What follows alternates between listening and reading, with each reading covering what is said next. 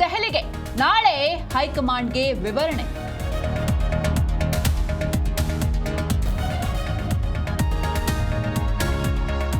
KPCC ಅಧ್ಯಕ್ಷರನ್ನ ಭೇಟಿಯಾದ ಸಾಹುಕಾರ್, ಸಂಪುಟದಲ್ಲಿ ಮಹದೇವಪ್ಪ, ಜಮೀರ್ಗೆ ಅವಕಾಶಕ್ಕೆ ಬೇಡಿಕೆ.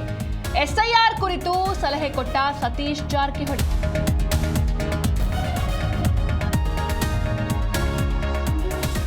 ಡೇಟಿಂಗ್ ಆಪ್ನಲ್ಲಿ ಪರಿಚಯ, ಭೇಟಿ ನೆಪದಲ್ಲಿ ದರೋಡೆ. ಬೆಂಗಳೂರಲ್ಲಿ ಸೈಯದ್ ಎಂಬಾತನನ್ನ ಕಿಡ್ನಾಪ್ ಮಾಡಿ ಹಣಕ್ಕೆ ಬೇಡಿಕೆ.